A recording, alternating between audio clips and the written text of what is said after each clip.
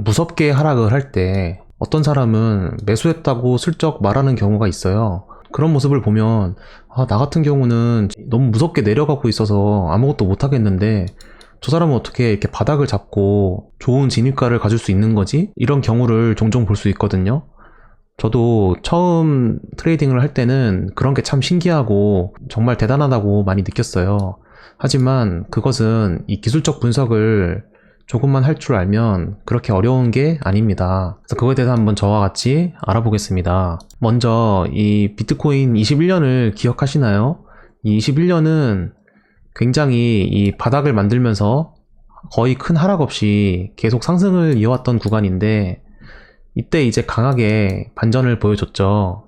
이때 4월부터 이 비트코인이 추세가 꺾이면서 강한 하락을 보여줬는데 이 당시에도 이렇게 바닥이라고 하는 부분을 매수하는 경우가 있어요. 그럼 사람들은 이걸 어떻게 매수를 하는 걸까요? 여기서 매수하는 가장 중요한 이유는 바로 이 매물대를 보는 거예요. 제가 차트 분석에서 항상 매물대에 대해서 강조를 많이 드리는데 그런 이유가 이번 영상에서도 있거든요. 여기서 큰 하락을 할 때 어디서 매수를 받을 수 있을지 생각을 해봐야 됩니다. 내가 트레이딩으로 돈을 벌려면 이런 공포 때 좋은 매수 자리를 찾고 거기서 기다려야 되는데 매수의 근거를 찾기 위해서는 이런 거래량이나 이런 보조지표 같은 게 아니라 바로 이 매물대를 찾는 거예요.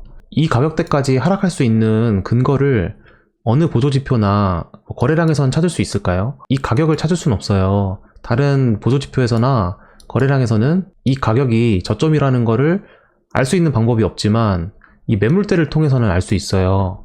이렇게 보시면 여기서 이 저점이 있죠?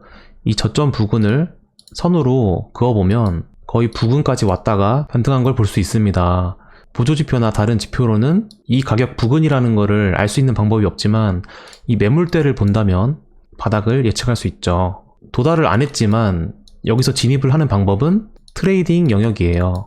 이 트레이딩 분야이기 때문에 기술적 분석을 통해서 이렇게 기준을 설정했으면 그 다음에는 어디서 정말 올 것 같은지 1시간 봉이나 아니면 실시간으로 이 움직임을 보고 있다면 뭐 1분 봉을 보는 것도 괜찮겠죠. 그런 방법을 통해서 분할 주문을 걸어 놓는 거죠. 내가 100이라는 자산을 이 시장에서 사용을 할 때 이렇게 큰 변동성에서는 절대 무리를 하면 안 돼요.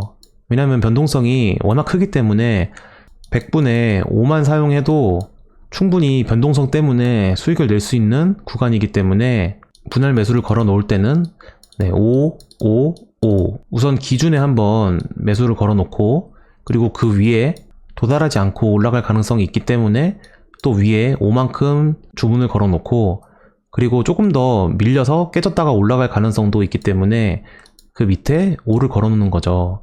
그래서 내가 100분에 15 정도의 비중을 사용해서 여기서 포지션을 잡는 겁니다. 분할 매수 방법을 통해서 주문을 걸어 놓기 때문에 나중에 큰 반등이 오고 나서 평단을 보니까 평단이 이런 데를 만들 수 있는 거예요. 한 번에 딱 들어가서 이 바닥을 잡는 거는 어려운 일이지만 충분히 나눠서 들어가면 좋은 가격에 진입을 할 수 있거든요. 그래서 이런 이유 때문에 보조지표는 물론 배우는 게 의미는 있지만 주로 매매를 하실 때는 이렇게 캔들과 이런 매물대 관점을 통해서 거래를 하라고 추천해 드리고 있어요. 그렇다면 또 아셔야 될 점이 있습니다. 상승에 대해서 보시면 이 전고점을 상승 돌파한 모습을 볼 수 있어요. 이렇게 상승 돌파하면은 우리가 어디가 고점인지를 어떻게 알 수 있을까요? 이렇게 상승을 할 때 만약에 여기서 매집을 했다면 이 매집한 물량을 팔아야 될 텐데 이런 조정에 대한 하락에서는 이렇게 직전 매물대로 기준을 세울 수 있지만 직전 매물대가 없는 불장이라는 시장이 가끔 오는데 이런 데서는 사실 고점을 알 수가 없습니다. 고점을 알 수가 없다고 생각을 하는 게 맞는 거고 하지만 대략적인 어깨에서는 팔 수 있겠죠. 그 방법은 바로 이 캔들의 모양을 확인하는 방법밖에 없어요. 이렇게 추세선을 설정한다면 추세선을 깨지 않고 계속 상승을 하는 것을 볼 수 있어요.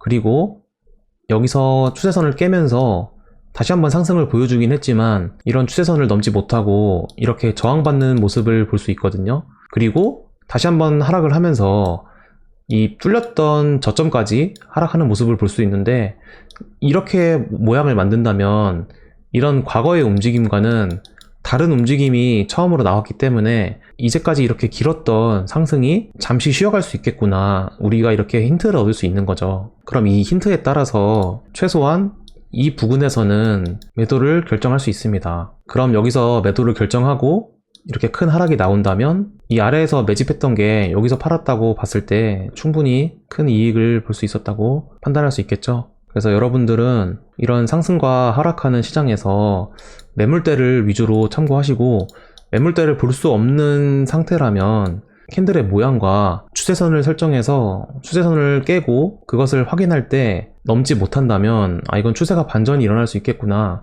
이렇게 판단을 하시면 시장에서 저점 고점을 찾는 데 많은 도움이 되실 겁니다.